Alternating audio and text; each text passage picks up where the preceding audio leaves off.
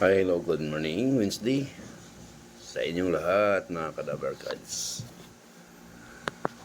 mga kabiyaya, mga kadidiis, good morning sa inyong lahat. Magluluto po tayo ng mahiwagang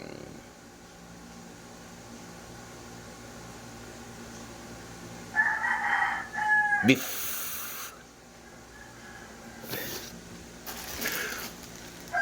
Baka, mahiwagang beef. Tara.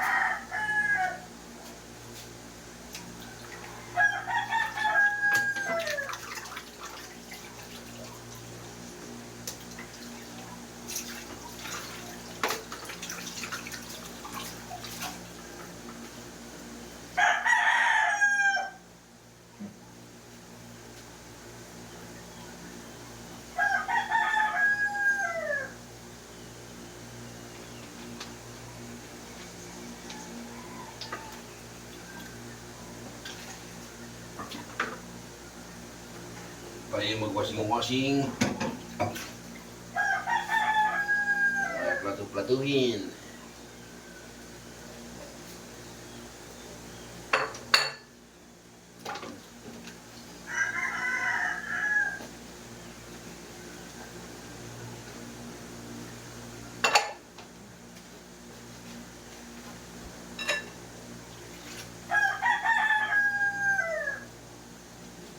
Ming! Ming! Pasok na kayo, ha?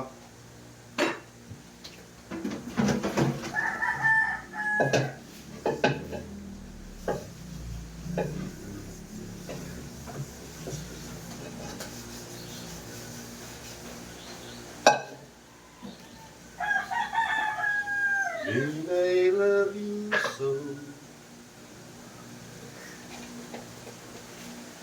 Just before calls me out.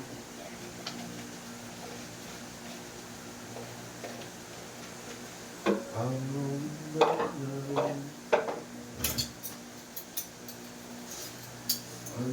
I don't know.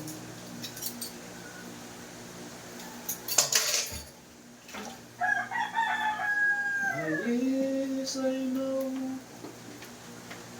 How be shadow for me. I want to see.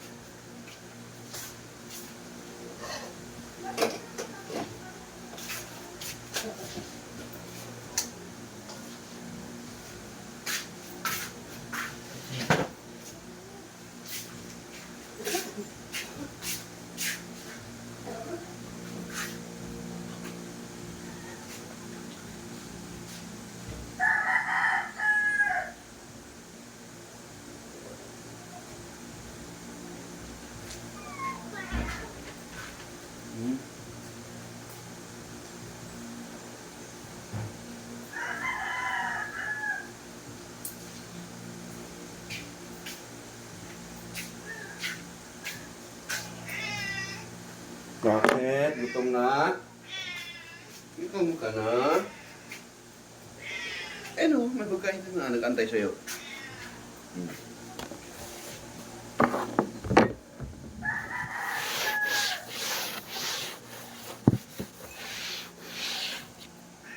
Kaya ikaw? Bakit karga?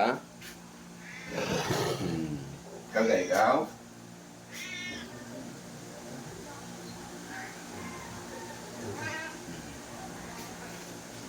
Saan galing, Ming? Saan galing? Kaya na ikaw, ang dami pagkain, oh.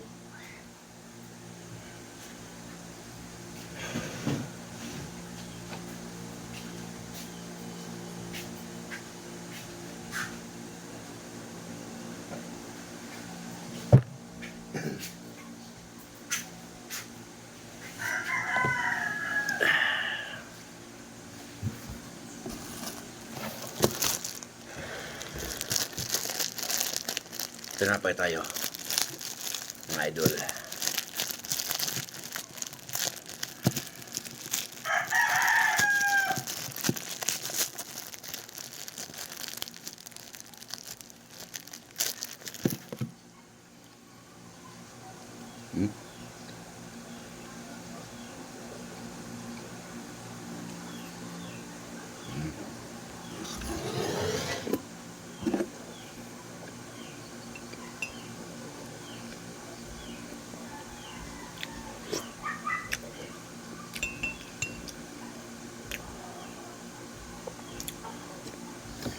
Halika, agad ka. Tuh, di. Agad ikaw.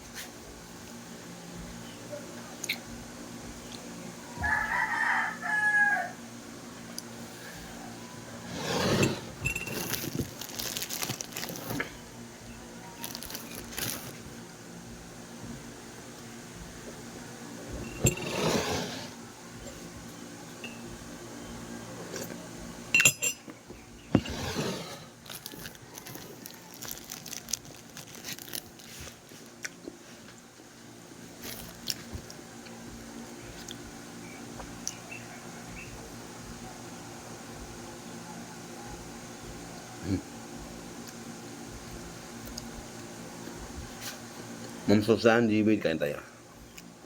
Kape. Tinapay. Mga Pilipino mahilig sa tinapay. So,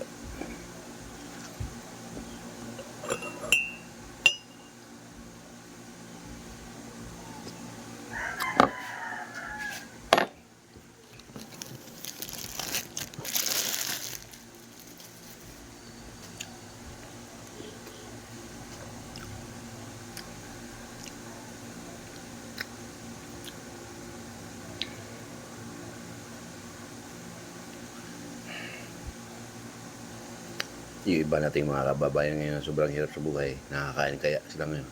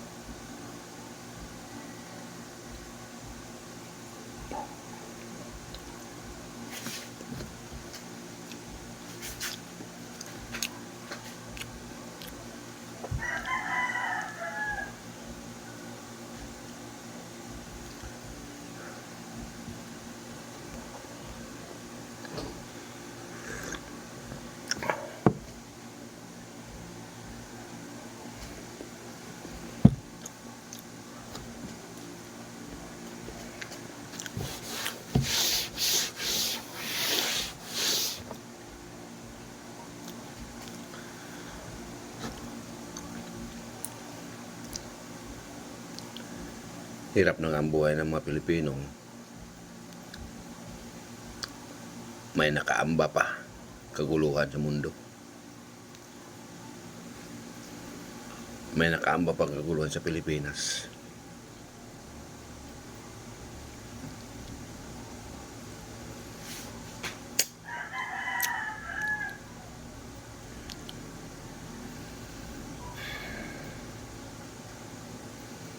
Tama yun sa isa mga suggestion ng iba na kung ang pag-usapan ay tungkol sa China versus Philippines, tama yung narinig ko na pwede naman yan idaan sa underground na pag-uusap.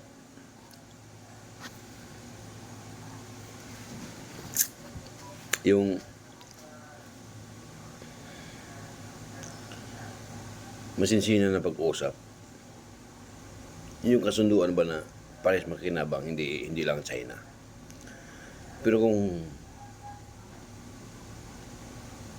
hindi yun nahulugan na isuko ang ating pag-aari. Ang ibig sabihin lang ng mga taong concern sa ating bansa na pwede naman pag-usapan mabuti. Dahil nga kung magulo ang ating haharapin, maraming madadamay. Mabuti kung doon lang sa area na yun ang maaaring maapektuhan pag dumating ang kaguluhan, ay kung buong Pilipinas na ang epektado sa lahat.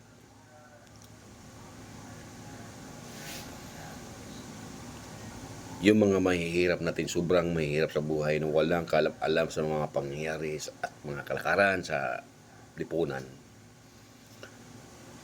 nadadamay. Magugulat na lang sila, bakit ganito ang mundo?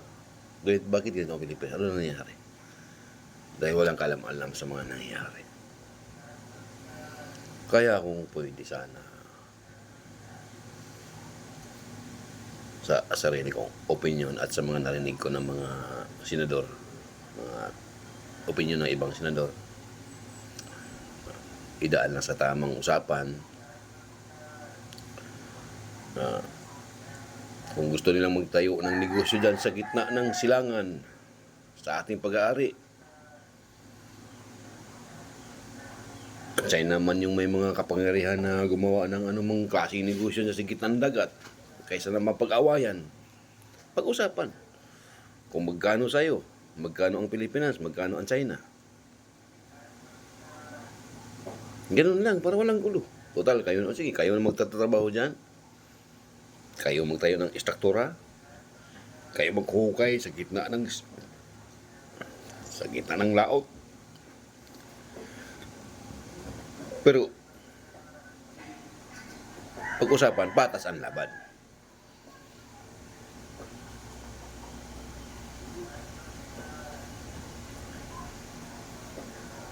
Kunin natin yung mga gastos niyo sa gagamitan niyo na ginagamit ng mga ano diyan, istruktura.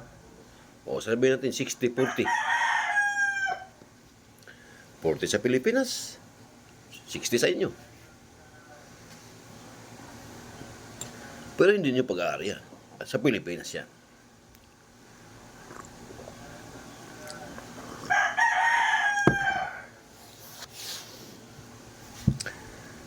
Siya na ganun na ng usapan eh. Kahit saan. Maging Taiwan man, maging pag-aari man ng Taiwan yan, o Pilipinas, pinagagawa din yan. Ganun din ang sistema. Unlad ang Pilipinas, unlad din ang China. O unlad ang Taiwan, o unlad din ang Pilipinas. Ganun lang dapat ang pag-usapan. Hindi itapat yung gulo. Kaguluhan.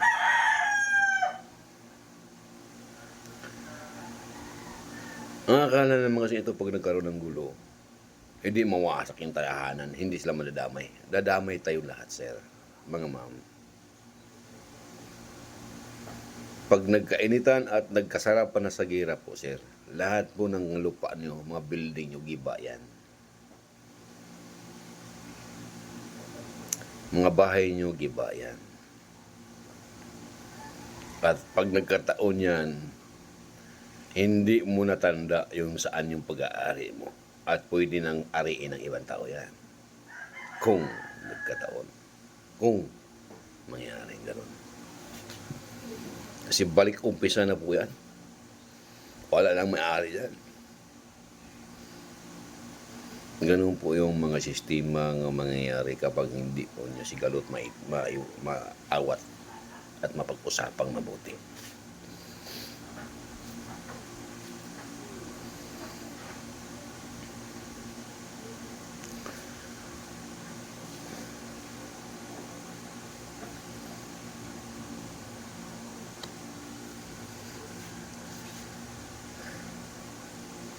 Ang hinahangad lang ng mga simpleng mamamayan. Hindi naman naghangad kami katulad ng mga mahirap. Hindi kami naghangad ng yaman. Ang sa amin lang yung mapapansin kami ng gobyerno. Pinalagahan kami ng gobyerno. Dahil kami nagtatak sa gobyerno. Bawat bili namin may tax. Kakain kami ng Jollibee, McDonald's, or whatever saan man bili, may tax. Kaya may karapatan kami bilang mamamayan na mag-suggest kung ano yung aming pasariling pananaw, kung ano ang ikabubuti ng ating lipunan. For example lang, halimbawa lang, ang bumuto sa'yo, palagay natin, 40 million. Sige, sa'yo na yung 40 million. Ilan tayo? Ipagpalit mo yung 40 million sa 60 million na ayaw ng gulo?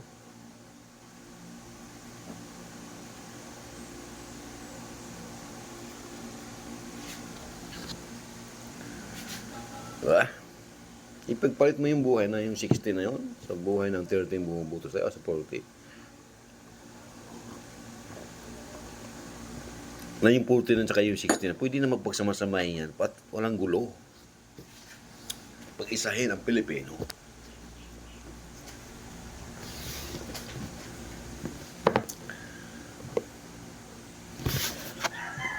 Madali po usapan yan. Yung guguluhan ng China.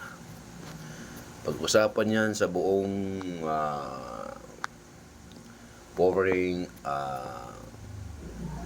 regional triangle,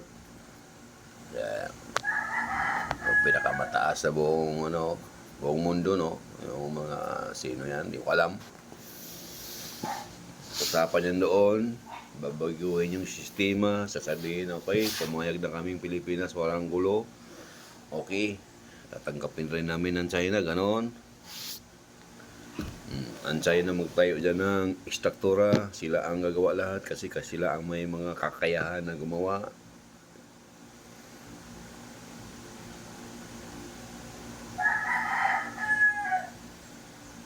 May party na lang tayo, pero hindi nila pag-aari ng Pilipinas yan. Total, pinag-awayan naman yung lugar na yan. Ayan, dyan tayo ng negosyo at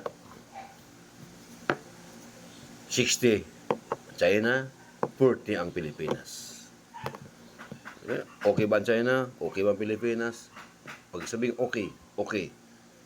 Pero mahal lahat ng mga bansa. Kung sinong lumabag sa hindi usapan, ang lahat ng bansa na sumang-ayon sa kasunduan, kung sino yung lumabag, yun ang parusahan. Ang magpaparusa yung buong bansa na pumirma sa kasunduan. Sino lang yun natin? Ito China, huwag ka nang lumaban kapag nilabag mo ang China, nilabag mo ang kasunduan ng Pilipinas. Tumupad ka sa usapan na walang sisira sa itong kasunduan, walang sisira. Kaming lahat, buong bansa ang magparusa sa iyo. Huwag ka nang magpakita lumaban. Huwag ka nang lumaban. Kapag ikaw nagkagawa ng mali. Very simple. Ganun lang dapat. Diplomasya at pagmamahal. Kung tayo, Pilipino, tao rin tayo. Sila, China, tao rin sila. Lahat ng tao sa mundo dapat nagmamahalan. Walang tinitingnan na ikaw Pilipino ka, ikaw China ka, ikaw ganito ka. Dapat walang tinitingnan. Dahil ang ating mahal na Panginoon walang tinitingnan sa kanyang pagmamahal. Lahat tayo masama ka man, mabuti ka man, tinitingnan. Hindi siya tumitingin. Lahat niya minamahal.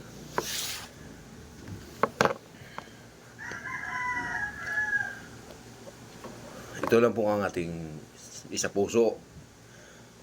Huwag po natin ugaliin talaga hanggat sa mamatay tayo na gagawin ding santo ang pera.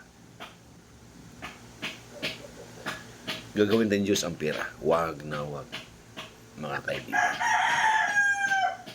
Diyan nasisira ang buhay mo.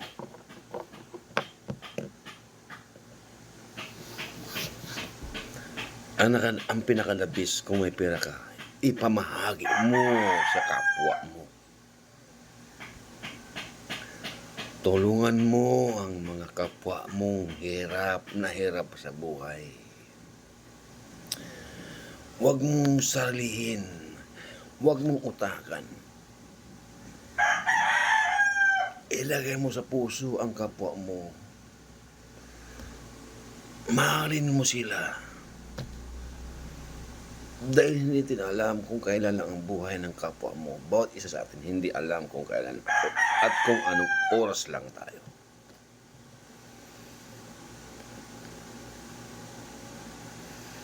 Mawala man tayo sa mundo, mayaman ka man o mahirap, pwede tayong mawala sa mundo na hindi natin alam. Kaya bago mawala dapat, habang buhay ka pa dahil hindi mo alam kung kailan ka mawala sa mundo, makapagbigay ka ng mabuti, tulong, taong gawang-gawa sa kapwa mo habang nabubuhay ka pa sa mundo.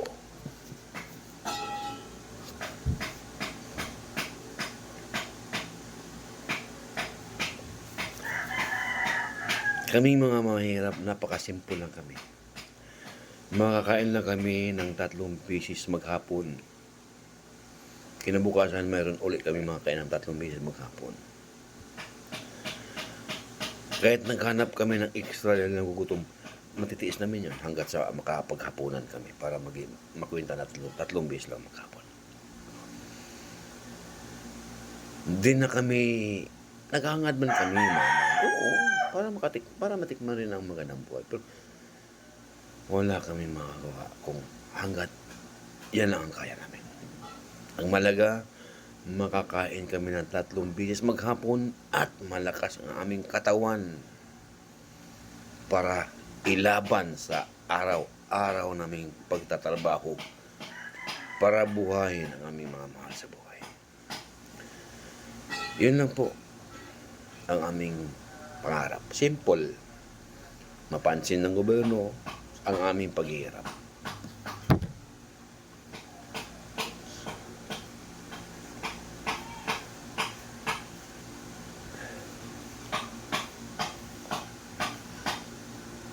Ito pong tandaan nyo.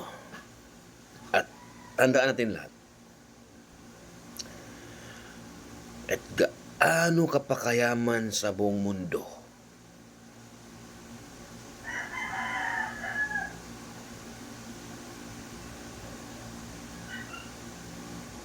bubuhayin ka man sa pera mo kapag may sakit ka.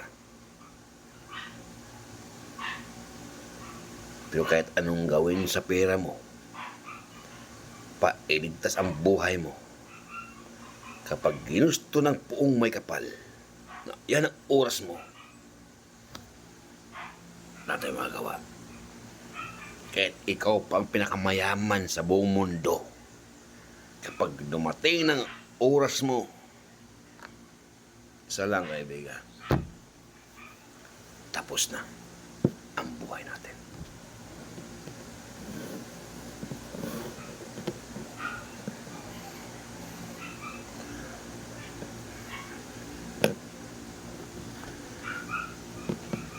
Walang magagawa pera mo.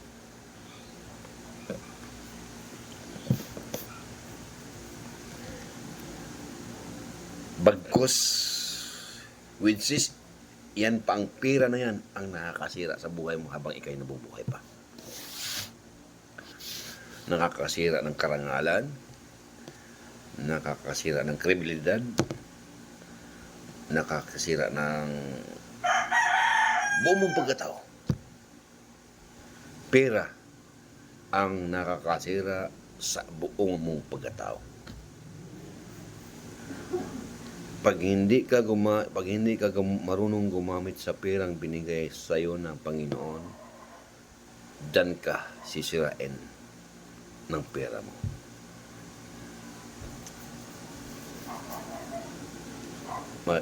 Iwanan mo naman sa pamilya yan, pero pamilya mo na rin yan ang masisira naman sa sunod na henerasyon. Dahil kung tayo nawala sa mundo, apo mo, anak mo, doon mo maiwan ang kayamanan mo, sila naman ang sisirain ng pera.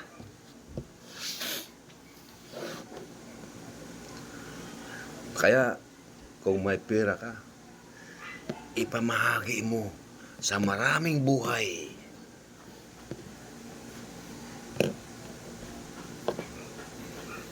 Kapag ginawa mo yun, kaibigan, na marami kang natulungan sa pera mo, mawala ka man sa mundong ito, maraming buhay ang nakaalaala sa iyo. Dahil sa iyong magandang ginawang pagtulong, kabutihan sa iyong kapwa-tao.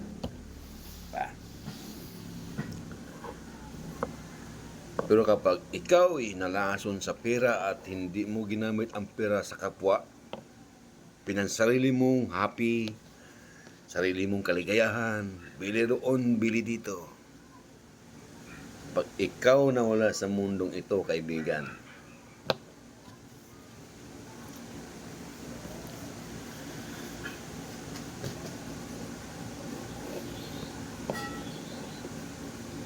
isa lang ang masasabi ng tao. Mabuti naman.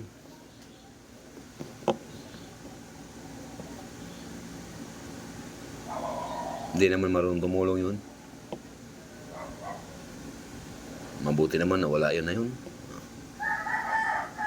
Yan ang marinig mo sa kapwa mo kapag ikay makasarili.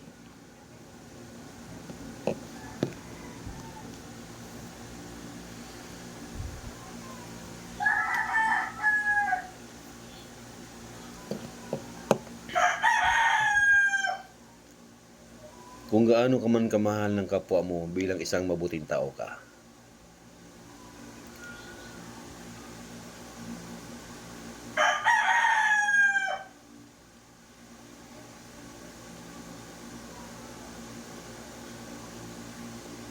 yun naman ang kabaligtaran. Pag Kapag ikay nawala sa mundo to, sa mundong ito at hindi ka marunong tumulong sa kapwa mo, zero ang nagmamahal sa'yo. Zero.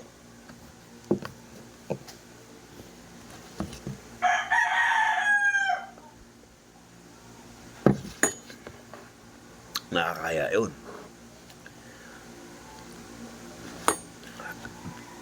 Nakakaya yun.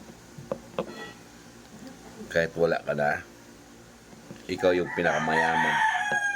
Ikaw yung mayaman sa ating bansa, for example. Tapos hindi ka tumulong sa kapwa mo na hirap. Ikaw, nakaupo ka sa gobyerno. For example, nakaupo ka sa gobyerno. At yaman lang ng gobyerno yung kinukuha mo. Corruption, ganun ba? Corruption.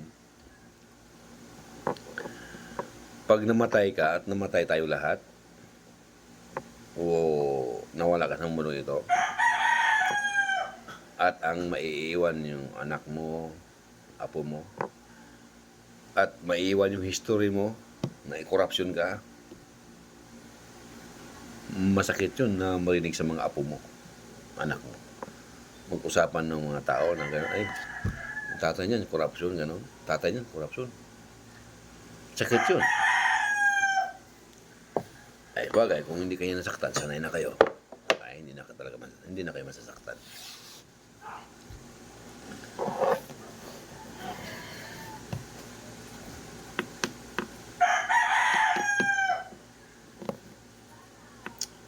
Pero kung isa ka mabuting tao, nawala ka sa mundo ito,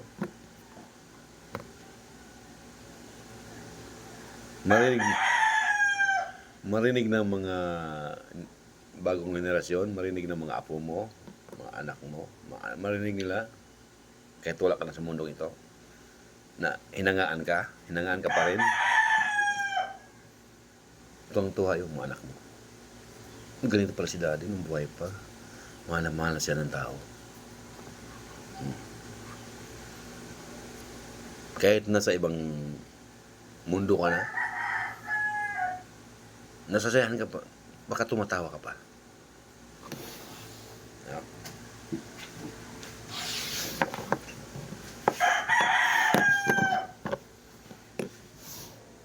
Ganun ang hindi man tayo perfecto sa tao, sa mundo ito. Dahil tao lang naman tayo, nagkakamali, nagkakasala. Pero, kung mayroon kang talaga pagmamahal sa kapwa, talagang hindi mo, ma-ibus out mo talaga. Ikaw yung mayroon. Kami nga wala, nagawa pa na yung tumulong sa aming kapwa. Kayo pa kaya nasa gobyerno. Hindi naman din pera nyo yung sarili nyo pera ang ginagamit nyo. Ang ipamimigay nyo. Sarili naman ng Pilipinas yan. Sa amin din naman yung pera na ibibigay nyo. Hindi naman sarili yung bulsa. Kami nga, sarili namin bulsa eh. Binamigay namin sa kapwa namin. Sarili namin bulsa.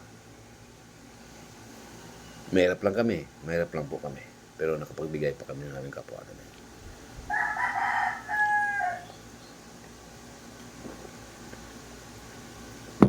Pero hindi namin inisip yun. May kapalit.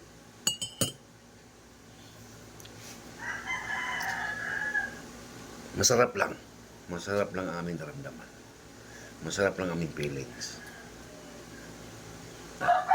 May nakita kami tao na kapag nasa lubong namin, ay, di ba? Kumusta po? Mabuti naman. Kayo, okay lang po. Salamat po. Mga ganun ba? Masarap. Saya ng feeling mo.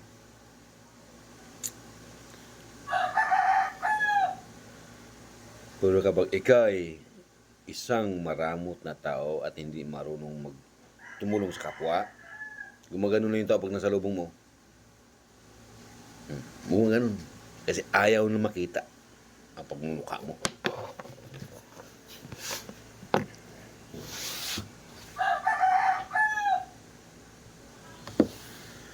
Ayan. Very simple lang naman kami. Yung mga mahirap. Simple. Basta hindi lang kami magkasakit sa araw-araw na may hanap buhay.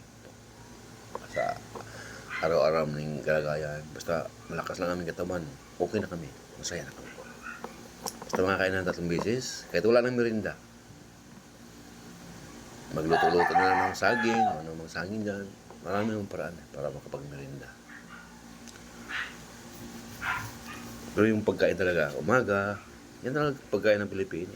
Umaga, tanghali, hapon. Yan. Makakain lang kami ng 3 beses yan. Umaga, hapon, tanghali. Umaga, tanghali, hapon. Masarap na ang buhay namin.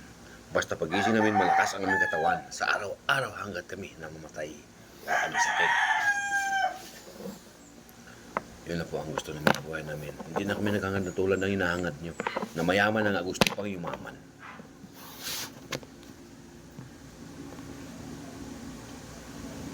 Okay naman kung yumaman kayo. Kung sarili nyong sikap. Wala eh. Pera ng bayan.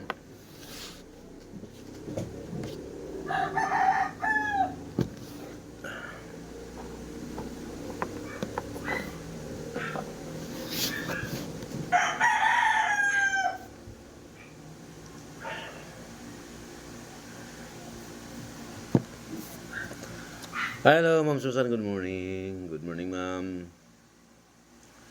Sa buong mong pamilya, good morning sa ating lahat, sa ating mga mahal na OFW dyan sa ibang bansa. Bayani kayo sa buhay ng Pilipino at bayani kayo sa puso, isipan ng Pilipino at bayani kayo sa buhay ko. Maraming po salamat sa inyo. Sana'y masubaybayan nyo ang aking mga videos, Chris MTV. Bihira man ako makapag-live, bihira man ako makapag-vlog. Yun nga po, budget lang po, wala ako kasi sarili ko pong pera ang ginagamit sa aking sweldo pagdating ng kinsinas katapusan.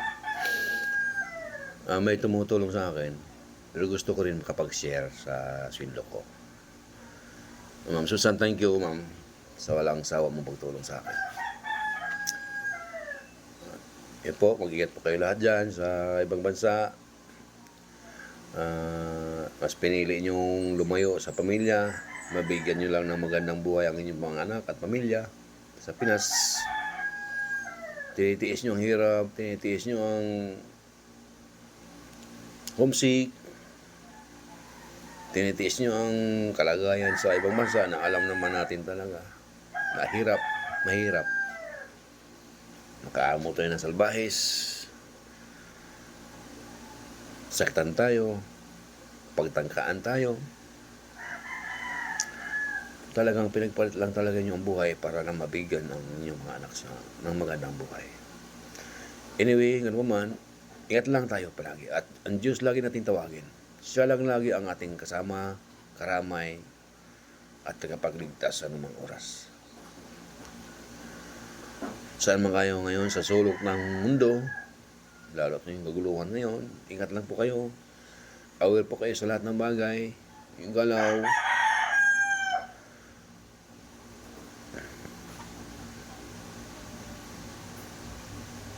Punta na kayo ng embahada kung ano mang nangyaring kaguluhan Tumawag kayo ng gobyerno sa Pilipinas.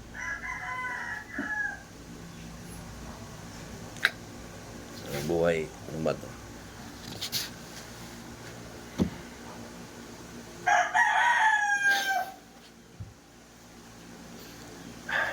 Diba, Luzon, Visayas at Mindanao.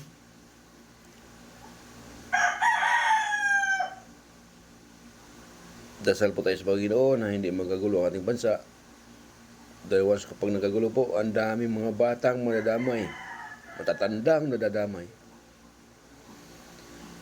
At mabuti lang po sana kung doon lang sa area na yun magkagulo. Pero maski na, kawawa rin yung mga nakatira doon. Ay kung paano na kung overall Philippines na ang magkakaroon ng digmaan.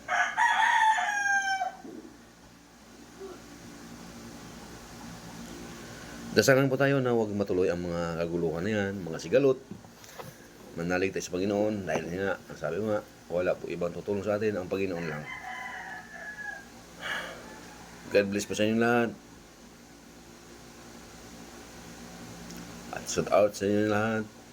Kung saan na kayo ngayon. I love you guys. God bless guys. Idol. Thank you. Bye-bye.